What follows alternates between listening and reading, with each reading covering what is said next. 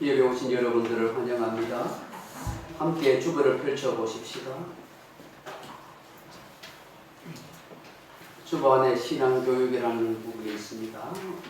웨스트민스터 신앙교리 제54문 제3계명에서 명하는 것은 무엇입니까? 같이 읽어볼까요?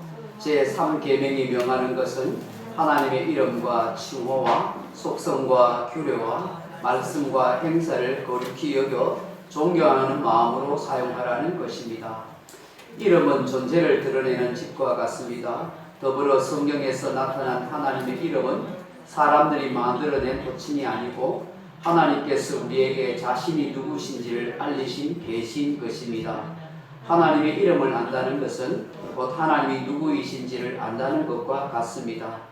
하나님의 이름은 곧 계시로서 하나님의 속성과 성품을 드러내기 때문입니다. 성경에서 알리신 이름들을 보면 언약을 주시는 하나님으로 약속을 변함없이 지키시는 여호와라는 이름, 만유의 주님이 계심을 드러내는 아도나이, 전능하신 하나님을 드러내는 엘사다이, 인생과 구별되시고 지극히 높으신 엘로힘이라는 이름이 있습니다. 아멘. 제일 왼쪽에 신앙 선언문 같이 보겠습니다. 교회 선언문. 소중한 교회는 오직 복음으로 행복한 교회, 행복한 가정, 행복한 사회를 지향하는 행복한 예수 공동체가 되겠습니다. 사명 선언문. 우리는 오직 영혼구원을 향한 하나님의 마음으로 예수 그리스도를 전하며 교회 다니는 자가 아니라 교회가 되겠습니다. 이제는 이렇게 살겠습니다. 경제 손해보더라도 정직하게 살겠습니다. 언어 고운 말, 참된 말, 좋은 말을 하겠습니다. 문화 태폐의 문화를 멀리하고 깨끗하게 살겠습니다. 가정 방황하지 않고 가족과 함께 살겠습니다. 이웃 외면하지 않고 이웃을 도우며 살겠습니다.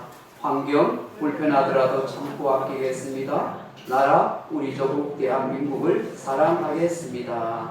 아멘. 흔한 예배를 위해서 여러분이 가지고 계신 휴대폰을 잠시 꺼두시든지 무음으로 하셔서 예배 드리는데 지장이 없으면 좋겠다 싶습니다. 우리 함께 시바와 찬양하며 예배 자리로 나아가겠습니다.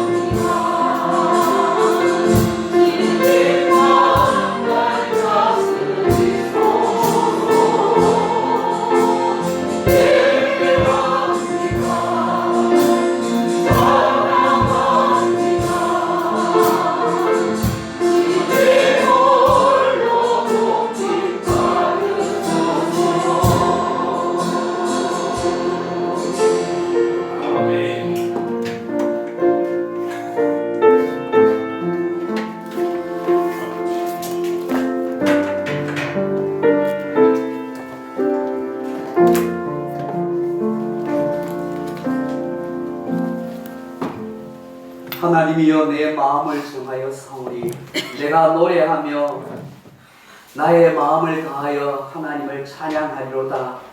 비파야 수구마 깰지어다. 내가 새벽을 깨우리로다.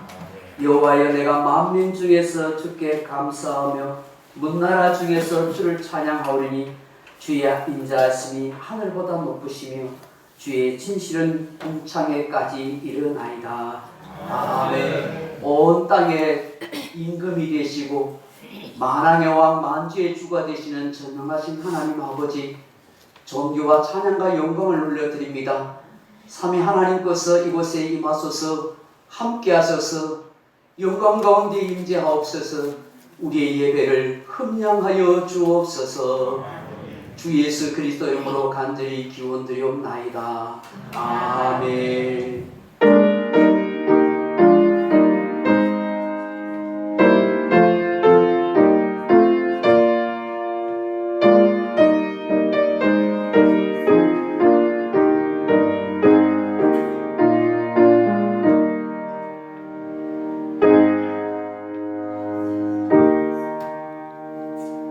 고개 들어 주를 맞이해 찬양합니다.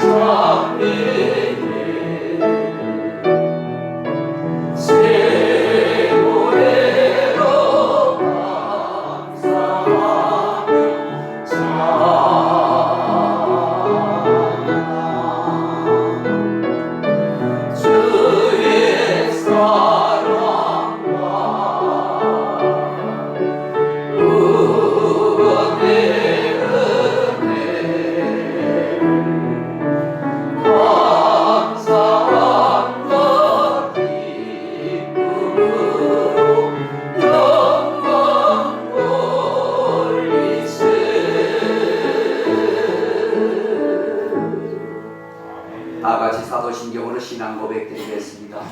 전능하사 천지를 만드신 하나님 아버지를 내가 믿사오며 그 외아들 우리 주 예수 그리스도를 믿사오니 이는 성령으로 잉태하사 동정녀 마리아에 나시고 본디오 빌라도에게 고난을 받으사 십자가에 못 박혀 죽으시고 장사한 뒤 사흘 죽은 자 가운데서 다시 살아나시니 하늘에 오르사 전능하신 하나님 우편에 앉아 계시다가 저리로서 산자와 죽은 자를 심판하러 오시리라. 성령을 믿사오며 거룩한 공회와 성도가 서로 교통하는 것과 죄를 사하여 주시는 것과 몸이 다시 사는 것과 영원히 사는 것을 믿사옵나이다. 아멘. 찬송가 맨 뒤쪽에 보시면 교동문 67번 잠언 3장이 있습니다. 찬송가 맨 뒤쪽에 보시면 교동문 67번입니다.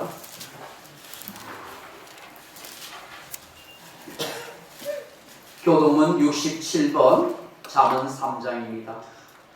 지혜를 얻은 자와 명철을 얻은 자는 복이 있나니 이는 지혜를 얻는 것이 육을 얻는 것보다 낫고 그 의이 생존보다 나아갑니다. 지혜는 진주보다 귀하니 내가 사모하는 모든 것으로도 이에 비교할 수 없도다.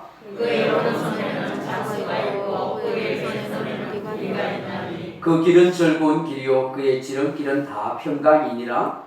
지혜는 그 얻은 자에게 생명을 나오나 지혜를 받는 자들도 되로다. 여호와께서는 지혜로 땅에 틀을 놓으셨으며 명철로 하늘을 견고히 세우셨고 그의 집으로 공평한 나라를 달라지게 하셨으며 공중에서 이스라엘에게 찾으시느니라. 내 아들아 완전한 지혜와 근신을 지키고 이것들이 내 눈앞에서 떠나지 말게 하라. 내 여호와는 내가 의뢰하여 주시노라. 내 발을 지켜 울리지 않게 하시리라. 아멘. 찬송 한 장 더 올려드립니다. 536장입니다. 찬송가 536장입니다.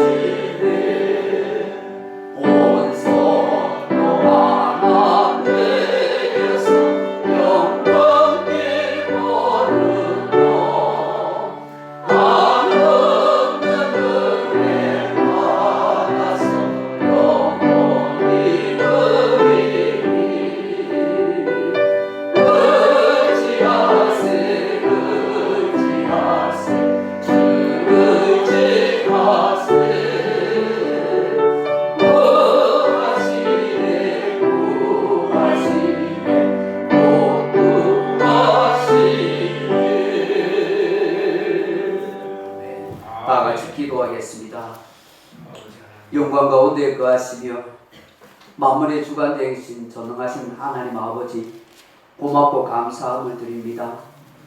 아버지 하나님의 이름과 온 만물이 주를 아울러 송축하는 역사가 이 땅에 가득하게 이루어지게 하옵소서.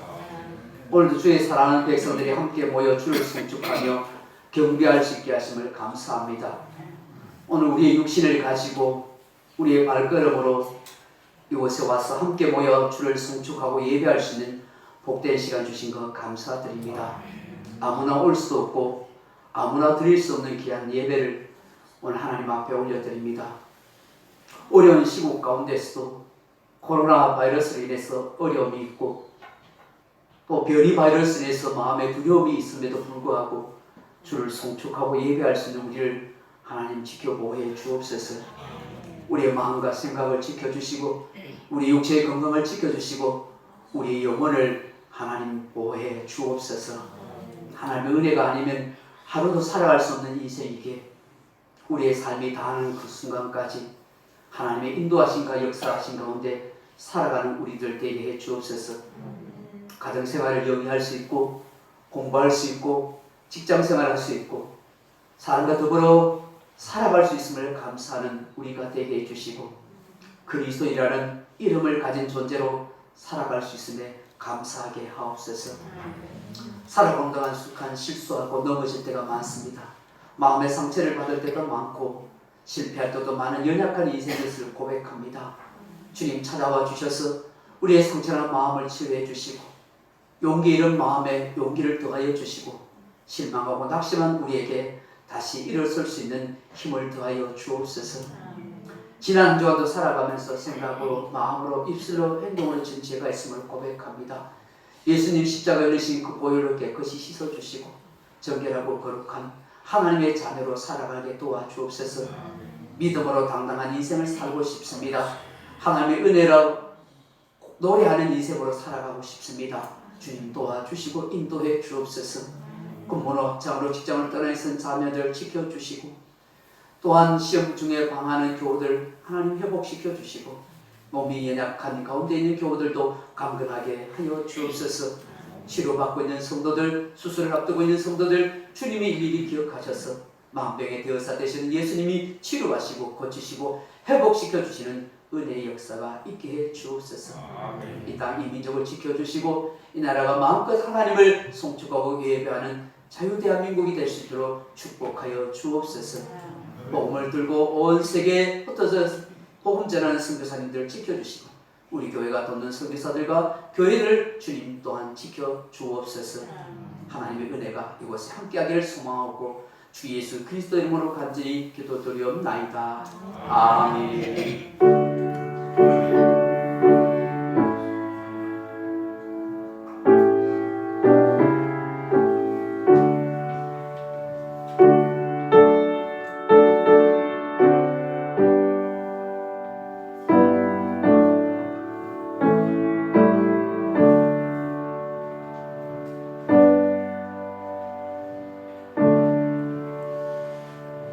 하나님의 말씀은 신약경 성경 빌립보서 3장 12절로 14절 말씀까지.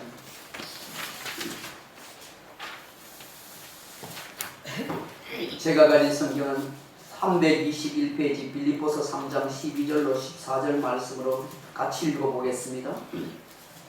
신약성경 321페이지 빌립보서 3장 12절로 14절입니다. 같이 읽습니다.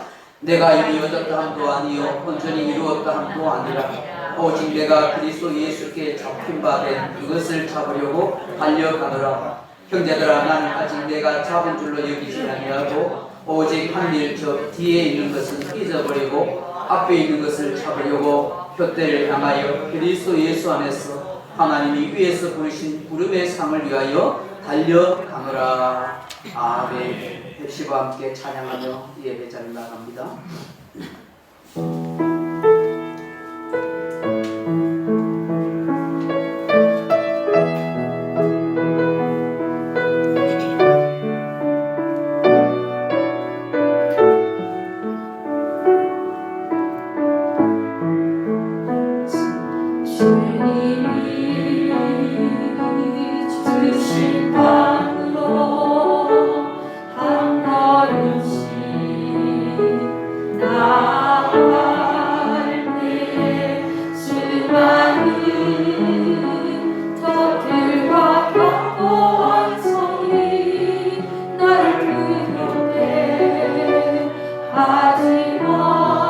하지만 주님은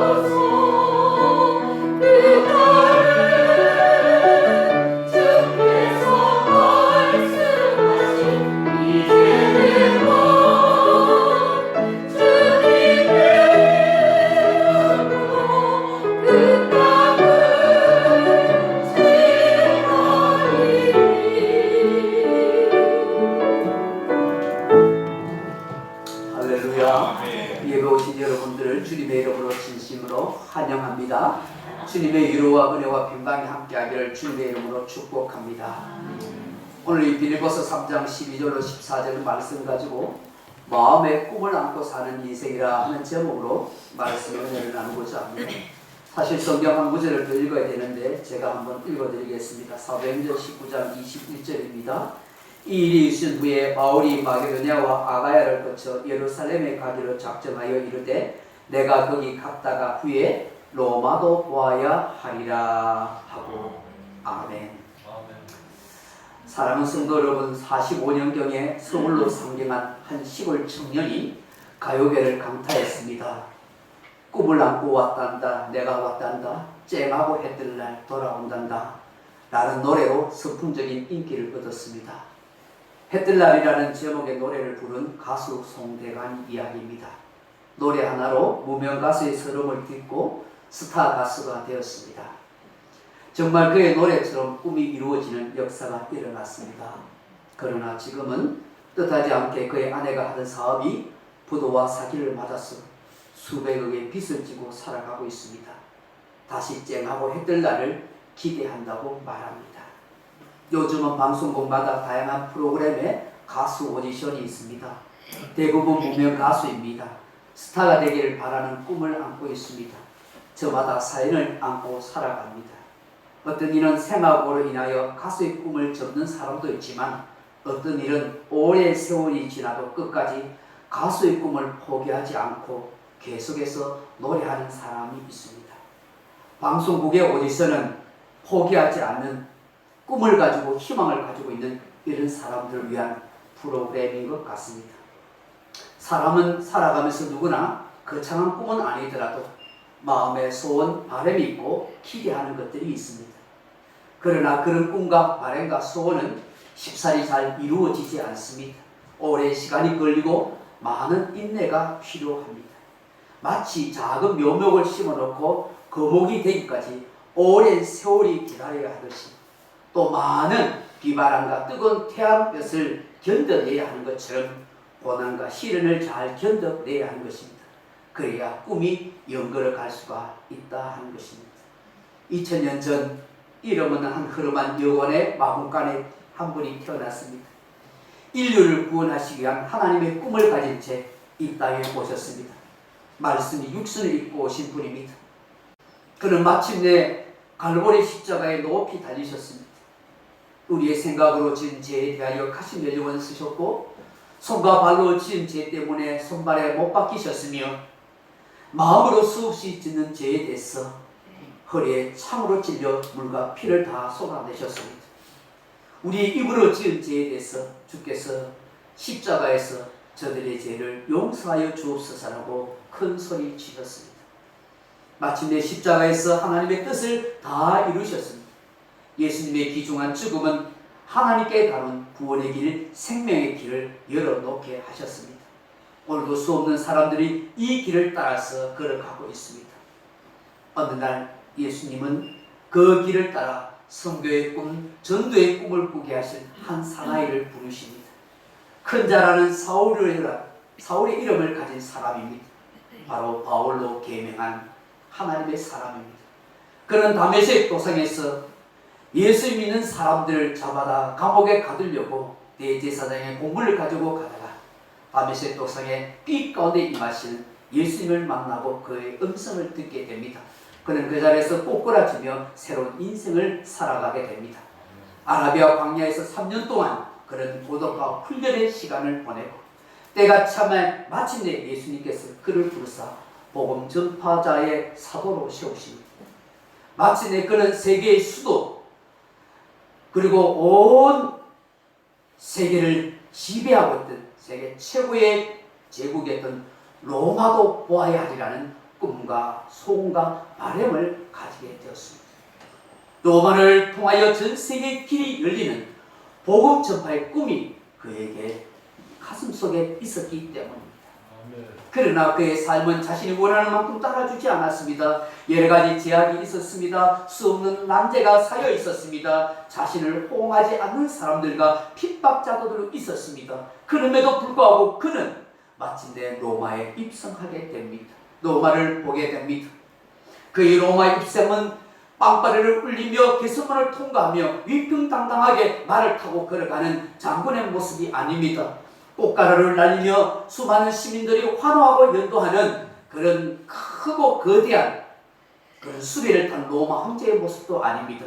그는 죄수 아닌 죄수가 되어 감옥에 갇힌 채 조용하게 로마를 가게 되었습니다. 그가 전혀 생각하지 못한 방법으로 예수님은 그를 로마에 가게 하십니다.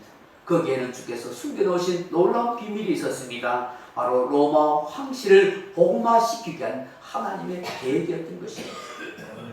사랑하는 성도 여러분, 꿈의 사람, 비전의 사람, 마음의 소원과 바램과 기도를 품고 살았던 바울을 통해서 우리는 무엇을 생각해야 할까요? 바울의 인생과 바울의 사역을 통해서 우리가 진정 본받고 깨달아야 할 것은 무엇입니까? 생각해 보시면 우리는 아프리카나 오지를 찾아가는 위대한 선교사들이 아니지 않습니까? 우리는 그 어떤 핍박도 고통도 감수하는 그런 복음 전도자들도 아니지 않습니까? 그저 하루하루 평범하게 살아가는 그리스도인일 뿐입니다. 지역사회에 살면서 주의 몸된 교회를 섬기는 성도일 뿐인 것입니다. 이런 우리가 감히 성령의 충만한 가운데 십수권의 성경을 기록한 바울과 어찌 비교할 수 있겠습니까? 그러나 바울 또한 우리와 똑같은 성정을 가진 사람입니다. 바울 또한 예수님의 손을 붙잡지 않고 예수님이 그를 붙잡아 주지 않으면 연약하여 넘어질 수밖에 없는 존재입니다. 하나님의 은혜가 아니면, 성령의 충만함이 아니면 그 또한 시험에 들고 넘어질 수밖에 없는 존재인 것입니다. 그래서 위로가 됩니다. 그래서 희망이 생깁니다. 그래서 나도라고 말할 수가 있는 것입니다. 그럼에도 불구하고 예수님의 손에 붙잡힌 바울, 끝까지 꿈과 비전과 마음의 소원과 바램을 저버리지 않고 살았던 그 바울을 통해서 우리는 과연 무엇을 배울 수가 있을까? 저는 바울의 인생을 통해서 첫째로 이런 배움과 깨달음을 갖게 됩니다. 과거의 상처나 실패에 발목 잡히지 않는 사람이 되십시오 하는 것입니다. 바울은 가는 곳마다 꼬리표가 달렸습니다. 과거에 예수 믿는 사람들을 잡아다가 감옥에 가두는 포행자요 핍박자요라는 그런 안 좋은 소문이 있었습니다. 수고를 많이 하고 복음을 전하고 교회를 많이 세웠음에도 불구하고 그는 늘 이런 오해를 받게 되고 예수님이 친히 세웠던 12명의 사도, 12명의 제자가 아닌 가짜 사도라는 그런 비난을 많이 받아야 했었습니다. 그는 가는 곳마다 일이 술술 풀리지는 않았습니다. 복음 전파의 사역이 자기의 생각대로 잘 되지는 않았습니다. 실패도 있었습니다. 때로는 도망 다닐 때도 있었습니다. 때로는 사람들에게 모멸과 무시와 수치를 받아야 할 때도 있었습니다. 그러나 그는 과거의 아픔이나 실수나 상처와 실패에 결코 연연하지 않았습니다. 그랬다면 그는 결코 수많은 교회를 세울 수도 없고 복음을 전하는 전도자의 삶을 감당할 수도 없었을 것입니다. 마음에 실타래를 풀지 않는 한 행복은 오지 않는다 하는 말이 있습니다. 마음에 실타래를 풀지 않는 한 행복은 오지 않는다 하는 말이 있습니다. 세상이 불공평하다며 고개를 떨구고 있는 사람은 태양을 볼 수 없다라는 말도 있습니다. 우리는 변명하는 변명이 난무하는 세상 속에 살고 있습니다. 그것은 내 잘못이 아니야. 저는 억울하다가요. 어쩔 수 없었어요. 하루에 몇 번씩 듣는 얘기 아닙니까? 하루에 몇 번씩 우리들이 하는 말이 아닙니까? 많은 사람들이 과거에 매여 오늘을 살아가고 있습니다. 한 남자가 목사님을 찾아왔습니다. 목사님, 제가 이렇게 부정적인 사람이 된 것은 어릴 적부터 우리 가정이 그랬었어요. 부정적인 가정이었어요. 그래서 내가 이 모습으로 살아갈 수밖에 없어요. 한 여인이 목사님을 찾아옵니다. 목사님, 남편이 저를 버리고 도망갔어요. 그래서 제 삶에 의욕이 없어요. 정말 화가 나요. 도저히 용서할 수 없어요 하고 그렇게 말합니다. 그런가 하면 한 젊은이가 이렇게 말합니다. 저희 집이 너무 가난해서 저에게 아무런 도움을 주지 못해요. 인맥도 백도 없어요. 그래서 저의 삶이 사는 게 이 모양이에요. 우리는 누구나 좋지 않은 일을 겪으면서 살아가고 있습니다. 문제없는 인생이 없고 사연 없는 인생이 없습니다. 슬픔과 분노, 좌절을 느낄 수밖에 없는 삶과 환경을 겪게 되기도 합니다. 세상 누구도 겪어보지 않는 거센 풍파를 맞으며 살아온 사람도 있습니다. 만성 질병이나 불치병으로 평생 싸워온 사람도 있습니다. 누군가에게 속아서 사기를 당하거나 일평생 모아놓은 돈을 한꺼번에 날려버려 재계의 의욕조차도 꺾여버린 사람도 있습니다. 이런 과거의 경험이 얼마나 쓰라는지 모릅니다. 하지만 남은 생애를 승리의 삶으로 살고 싶다면 과거의 실패를 오늘의 선택에 대한 변명으로 삼아서는 안 되는 것입니다. 나쁜 습관이나 남을 용서하지 못하는 태도에 대해 과거의 상처를 구실로 삼아서도 곤란한 것입니다. 우리는 과거의 망령에서 벗어나야 합니다. 우리가 예수님을 믿는다는 것이 무엇입니까? 예수님을 내 마음에 모시고 산다는 것이 어떠한 것입니까? 예수님을 내 인생의 구주와 주님으로 믿고 산다는 것이 무엇입니까? 내 마음의 쓴뿌리를 뽑아내는 것이요, 내 과거의 상처와 아픔과 고통의 망령에서 벗어나는 것입니다. 타인과 비교해봤자 지금의 내 삶에 아무런 도움이 되지 않는다고 믿는 것입니다.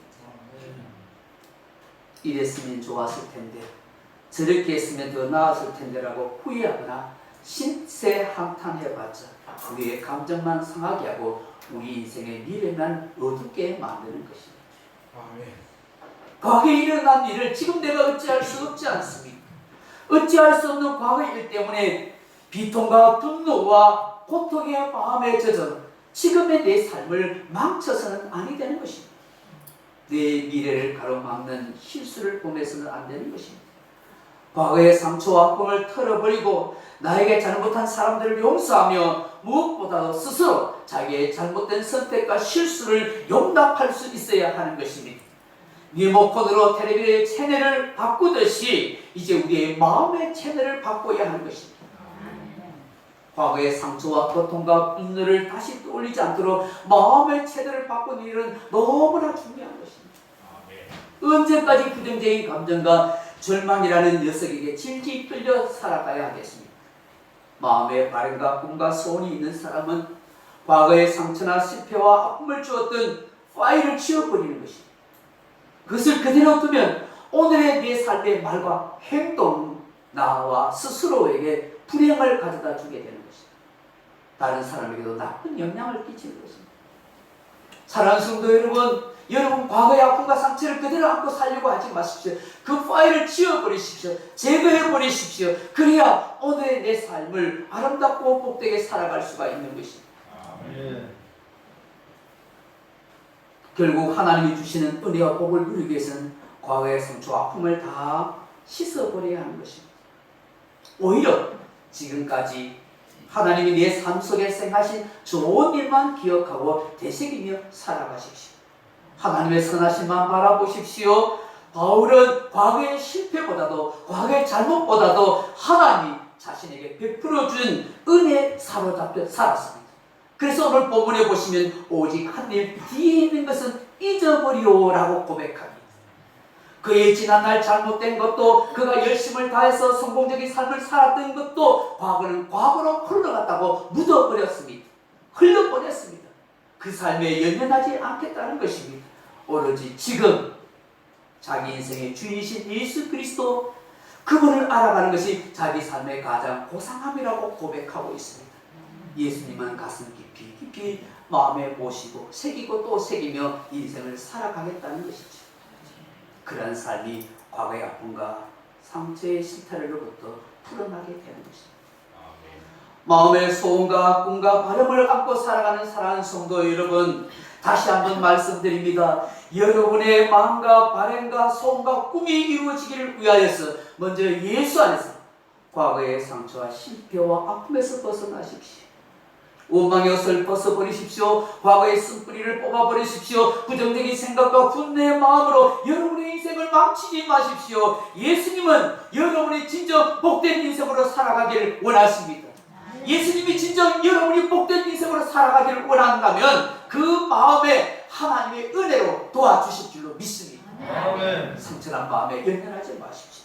주님은 충분히 저와 여러분을 세워줄 수 있고 고쳐주시고 회복시켜 주실 수 있는 능력의 주님인 것입니다. 우리도 바울처럼 과거의 실패와 상처에 연연하지 않는 멋진 그리스도인이 다 되기를 주님의 이름으로 축복합니다. 둘째로 마음의 꿈을 안고 사는 사람은 어떻게 사는 것입니까? 현재의 삶에 감사와 자족이라는 단어를 자주 말하고 가슴에 안고 사는 것입니다.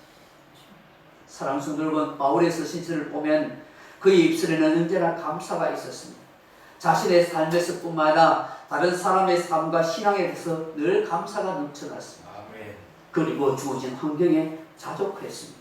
에베소서 5장 20절에 범사에 우리 주 예수 그리스도 이름으로 항상 아버지 하나님께 감사합니다. 우리가 너무나 잘 아는 데살로니가서 5장 16절에 항상 기뻐하라, 쉬지 말고 기도하라, 범사에 감사하라, 이는 그리스도 예수 안에서 너희를 향하신 하나님의 뜻이니라고 외치고 말씀하십니다. 빌립보서 4장 11절에 내가 궁핍함으로 말하는 것이 아니라 어떤 형편에 있어든지 나는 자족하기를 배웠노니 나는 비천에 처할 줄도 알고 풍부에 처할 줄도 알아. 모든 일 배고픔과 풍부와 궁핍에다 처할 줄 아는 일체의 비결을 배웠노라고 말씀하십니다. 사람의 실패는 욕심에서 비롯하여 감사를 잊고 사는 데 있습니다. 사람의 실패는 욕심에서 비롯하여 감사를 잃고 사는 데 있습니다. 사람의 실패는 욕심에서 비롯하여 감사를 잃고 사는 데 있습니다. 제가 3번씩이나 강조하는 것은 너무나 중요한 말씀이기 때문에 사람의 실패는 욕심에서 비롯하여 감사를 잃어버린 데 있는 것입니다. 진정 마음의 꿈과 바람과 소원이 작은 것이라고 있다면 오늘 내 삶에 감사하십시오. 그리고 내게 주어진 환경에 자족하도록 하십시오. 성실하게 하루하루의 삶을 살아가고 달려가는 것입니다. 본문 12절 말씀을 보십시오. 바울이 뭐라고 말씀하고 있습니까? 12절 같이 읽어봅니다. 내가 이미 얻었다 함도 아니요 온전히 이루었다 함도 아니라 오직 내가 그리스도 예수께 잡힌 바 된 그것을 잡으려고 달려가노라. 아멘. 내 주어진 하루의 삶을 최선을 다해 살아가는 것, 그것이 바로 바울이 살아가는 인생의 모습인 것입니다. 사도 바울이 정말 이 인생에 감동을 주는 장면이 있습니다. 바로 사도행전 16장의 말씀입니다. 어느 날 이 빌립보 지방에서 길을 걸어가는데 귀신들의 한 여종이 바울 사도 일행을 굉장히 괴롭힙니다. 이 여종을 보니 참 불쌍합니다. 귀신에 사로잡혀서 점치는 그런 여종입니다. 주인의 이익을 위해서 고생하고 있는 인생입니다. 그런 여종을 불쌍히 여겼어서 예수 이름으로 이 귀신을 내어 쫓아주었습니다. 그런데 주인이 자기의 이익이 떨어진 줄 알고 바울 사도 일행을 모함하여 고발하였습니다. 로마 관원들에게 붙잡혔습니다. 수없이 매질을 당하고 채찍질 당해서 감옥에 갇혀서 차고를 차게 했었습니다. 억울할 수밖에 없지 않습니까? 속상하지 않습니까? 저 불쌍한 영혼을 위해서 내가 복음 전하고 예수 이름으로 귀신을 쫓아내었는데 오히려 고발당해서 두들겨 맞고 차디찬 감옥에 있는 이 신세가 얼마나 속상합니까? 그러나 그렇지 않았습니다. 오히려 바울은 그 밤에 기도하고 하나님 앞에 감사의 찬미의 노래를 불렀습니다. 그럴 때 하나님이 역사하셔서 그 옥문이 열리고 그리고 족쇄가 풀리고 착고가 풀려지는 기적의 역사가 일어났을 뿐만 아니라 그것을 본 간수장과 그 가정에 구원 얻는 하나님의 놀라운 역사가 일어났던 것입니다. 만약에 그 밤에 바울과 실라가 앉아서 불평하고 투덜대고 하나님 도대체 이게 웬일입니까? 이럴 수가 있습니까? 하나님을 위해서 복음을 위해서 하는데 좋은 일 했는데 왜 이렇게 하십니까? 라고 반문하고 원망했다면 이런 놀라운 기적과 역사는 볼 수가 없었을 것입니다. 사랑하는 성도 여러분, 우리의 말이 자신에게 예언한다는 그런 말이 있습니다. 내가 무슨 말을 하는가에 대해서 내 자신의 인생을 만들어 간다는 것입니다. 내가 자주 쓰는 말, 자주 쓰는 용어가 내 인생의 삶을 그려간다는 것을 아십시오. 오늘 내 삶에 감사의 씨를 뿌리면 내일 내 삶에 감사의 열매를 보게 될 것입니다. 오늘 내 인생에 자족을 심게 되면 내일 내 인생의 풍성함을 누리게 될 것입니다. 오늘 내 인생에 노래하는 인생이 된다면 내일 내 인생에 하나님의 은혜를 즐거워하며 누리는 인생으로 살아가게 될 것입니다. 담양 산골 한 가난한 집안에서 태어난 소녀가 있었습니다. 동네에서 제일 노래 잘하는 어린 소녀였지만 그 집안이 너무 가난했습니다. 생계를 유지하는 것이 너무나 어려웠다고 합니다. 큰 오빠는 잔치집에서 오던 상한 음식을 먹고 죽어버렸습니다. 둘째 오빠는 굶주린 가족에서 자기 피를 살로 바꾸는 불행한 삶을 살았습니다. 봉제 공장에서 하루 종일 일을 하면서도 그 마음에 희망을 잃지 않았습니다. 나에게는 무한한 능력이 있다. 나에게는 하나님이 도우시는 은혜가 있다는 고백이 이 아이의 마음속에 늘 되새김되었습니다. 마음껏 노래하고 찬양하고 싶은 마음에 교회에 찾아가고 그 교회를 통해서 하나님이 나를 사랑하시고 나에게 주신 재능과 달란트가 있다는 것에 대한 꿈을 가지게 되었습니다. 그렇게 봉제 공장에서 일하면서 야간 학교를 다니게 되었고 그 꿈은 계속해서 키워져서 훗날 한국에서 성악을 공부하고 오스트리아 빈에서 유학해서 공부하고 돌아와서 상원대학에서 교수가 된 이정자 교수가 있습니다. 이 교수가 이렇게 말합니다. 하나님을 알게 되고 하나님을 믿고 하나님을 의지할 수 있는 것은 내 생의 최고의 선물입니다. 하나님이 나에게 꿈을 잃지 않도록 도와주셨습니다라고 말하고 있습니다. 살아가는 동안 우리의 삶에 시련도 있고 고난도 있습니다. 그러나 꿈을 잃지 않는 인생은 언제나 감사할 수 있고 자기 삶에 자족하며 인생을 살아갈 수가 있는 것입니다. 저와 여러분도 이런 아름다운 인생을 수고할 수 있기를 주님의 이름으로 축복합니다. 마지막으로 마음의 꿈을 안고 사는 인생은 어떻게 삽니까? 분명한 목적의식을 가지고 살아간다는 것입니다. 사랑하는 성도 여러분, 고시원과 교도소의 차이가 무엇인지 아십니까? 고시원 생활은 꿈이 있지만 교도소 생활은 꿈이 없다는 것입니다. 내가 언젠가는 힘들고 어렵지만 고시 공부를 해서 반드시 합격해서 법관이 될 것이다. 언젠가는 9급 공무원, 7급 공무원이 될 것이라는 꿈을 가지고 일을 합니다. 물론 교도소 생활하는 가운데 공부하는 사람도 있지만 대부분 교도소에 갇힌 사람은 삶을 절망하고 있는 것입니다. 죽음의 수용소라는 그런 글을 쓴 빅터 프랭크 박사가 이렇게 말합니다. 미래에 대한 기대가 없으면 살 수 없는 것이 바로 인간의 특성입니다. 미래에 대한 기대는 가장 고통스러운 순간에 자신을 구하는 수단이 됩니다. 미래에 대한 믿음을 상실한 죄수는 파멸되었다. 희망이 없는 죄수는 가스실에 끌려가기 전에 이미 죽은 목숨이었다. 이 빅터 프랭크는 유대인이지 않습니까? 2차 세계대전 때 독일의 아우슈비츠 감옥에서 모든 사람들이 가스실에 죽여가는 절망 가운데 있었지만 그는 깨진 유리를 가지고 수염을 피가 투성에 나도 수염을 깎았고 마실 물을 주는 것을 깨끗이 얼굴을 씻었습니다. 그리고 항상 밝은 표정으로 나는 살 수 있다는 그런 꿈과 희망을 계속해서 가지고 선포했습니다. 또 그 병사가 수많은 사람들을 가스실로 데려갈 때 다 절망하고 고개 숙인 사람은 데려갔지만 빅터 프랭크는 얼굴을 당당하게 들고 있었습니다. 밝은 표정으로 있었습니다. 그래서 그런지 독일 그 병사가 결국 그를 죽이지 않았습니다. 훗날에 그가 그 포럼소에 서서 살아나왔었습니다. 그가 유명한 심리 상담 정신과 의사가 되었습니다. 의미요법이라는 유명한 책을 짓게 됐습니다.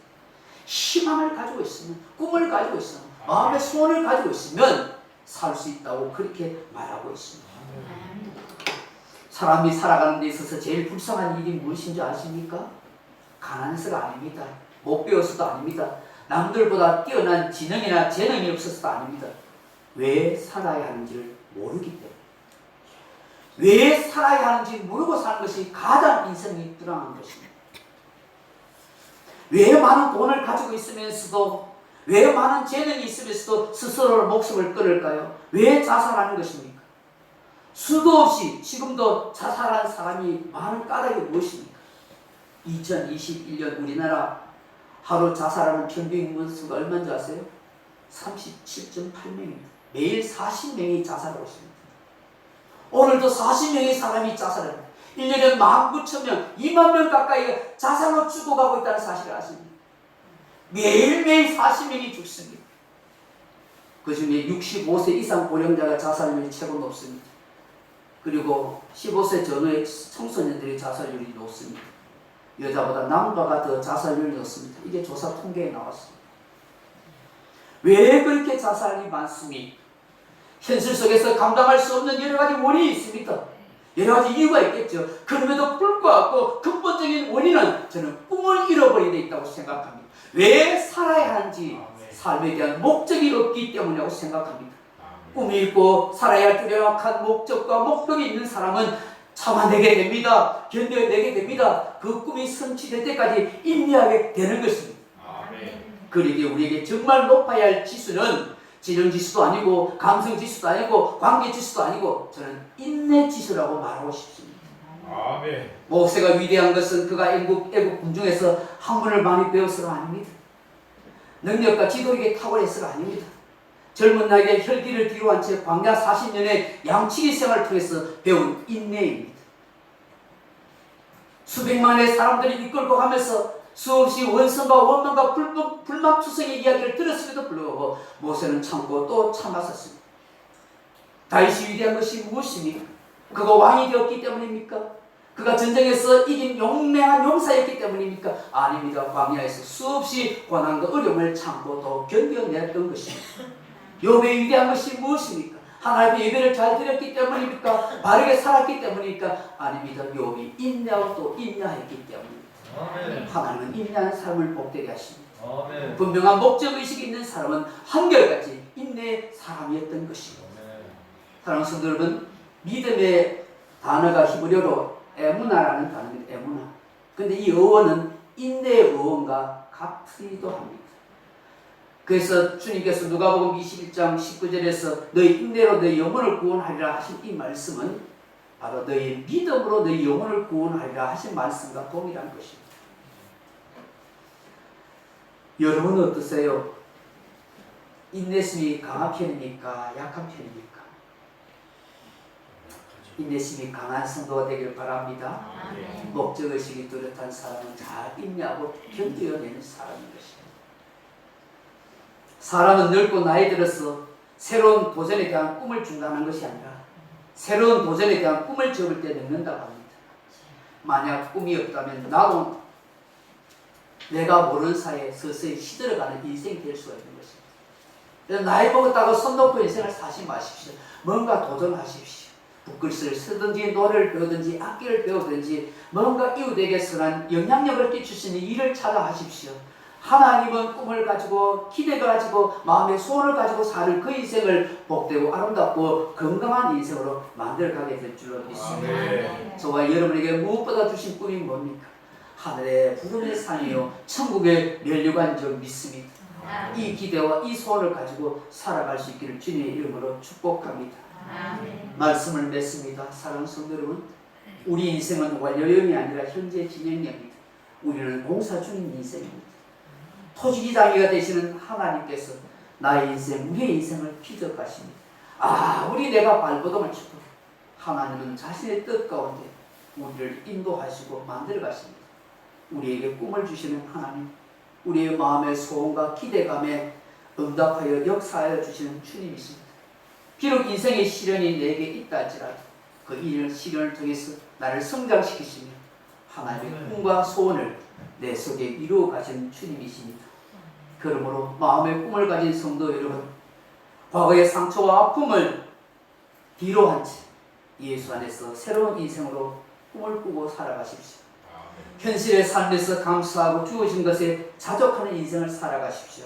그리고 미래에 대한 분명한 목적의식, 목표를 가지고 살아가십시오. 우리에게는 부름의 상이 있습니다. 천국의 면류관이 있습니다.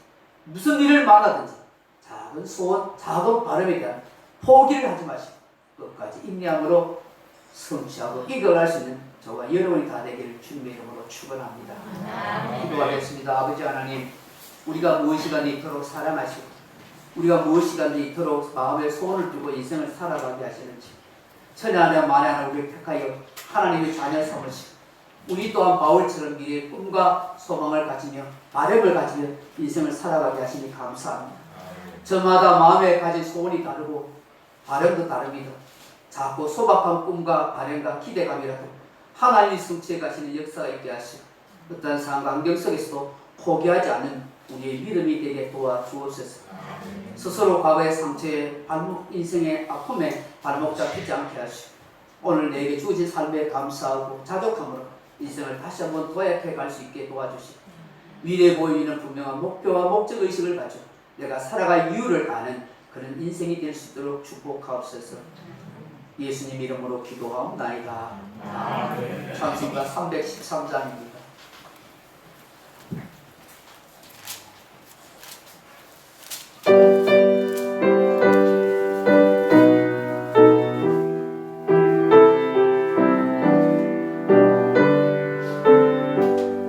내일 먹게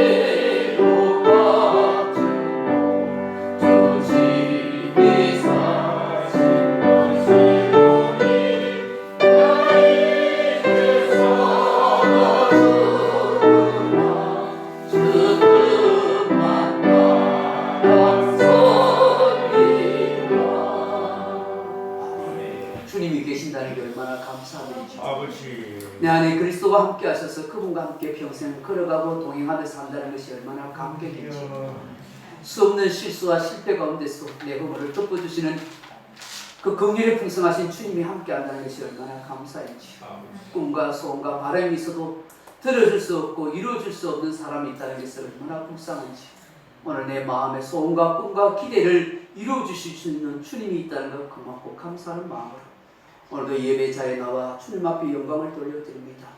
사랑하는 주님께서 이 성도들의 바람과 기대감을 하나님 헤아려 주시고 저들의 간구하는 기도를 응답하여 주옵소서. 주 안에서 살아가기에 부족함 없는 우리의 삶이 되게 하시고 과거의 아픔과 상처에 발목 잡히지 않게 하시고 오늘의 주어진 삶에 감사하고 자족하는 인생으로 미래를 향한 꿈과 비전과 목표의식을 뚜렷이 가지고 살아가는 우리 모두가 되게 해 주옵소서. 또 감사함으로 믿음으로 귀한 예물 드릴 손길 위에 은혜를 베풀어 주시고 저들의 가정과 일터와 생각터에 하나님 도우시는 놀라운 역사가 있도록 축복하옵소서. 주 예수 그리스도 이름으로 간절히 기도하옵나이다. 아멘. 옆 사람과 두 사람 인사하십시다. 하나님은 당신을 사랑하십니다. 마음의 꿈을 가지고 사는 인생이 되십시다. 우리 예배 오신 여러분들을 진심으로 환영합니다. 모든 새벽 예배는 교회 밴드와 울산 소중한교회 유튜브 영상으로 이렇게 녹화 방송하고 있습니다. 112 운동하고 있습니다. 하루에 한 번씩 교회를 위해서, 여러분을 위해서 기도하고 성경 한 장 읽기 합니다. 제가 정말 마음에 바라는 것은 여러분 일주일에 꼭 한 번이라도 교회 와서 한 5분 내지 10분 정도 일주일에 한 번 정도 기도 좀 하고 왔으면 좋겠다. 아멘. 교회 좀 들려서 한 5분 정도라도 일주일에 한 번이에요. 와서 교회를 위해서 여러분을 위해서 좀 기도하면 좋겠다 싶습니다. 112 운동에서 집에서도 하는 건 좋지만 교회 한번 좀 와서 교회를 좀 한번 이렇게 돌아보면서 기도하면 좋겠습니다. 교회 달력 가져가시지 않은 분들은 저에게 말씀하셔서 교회 달력 가져가시고 혹시 전도 대상자가 있어서 꼭 주셔야 할 분이 있으면 저에게 말씀하시면 또 알려드리도록 하겠습니다. 기간 총회를 다음 주에 좀 해주셨으면 좋겠다 싶습니다. 여러분 기간 총회를 한번 보시면은 내년도 남녀 기간을 여전대를 세 기간으로 나누었습니다. 3여전대는 기원에서 71년생까지, 2여전대는 70년생부터 52년생까지, 1여전대는 51년생부터 그 앞은 모든 성도를 그렇게 세 여전도 기간 나눴습니다. 총회하신 데 여러분 꼭 주일 아니더라도 다른 날 토요일이라도 모여서 함께 식사하시고 교제하면서 함께 연합해 주시면 좋겠다 싶습니다. 남전도에는 기혼하신 모든 남성들 다 포함됩니다. 연령 구분하지 않고 결혼하신 모든 분은 남전대로 다 그렇게 소속돼서 교회 기관에 소속돼서 함께 교제하면서 교회를 세워가는데 협력해 주시면 감사하겠습니다. 다른 간부 없으면 살아계신 주 찬양하고 이 예배 마치겠습니다. 기관총회 재정장부도 나중에 검사 받으시면 좋겠습니다.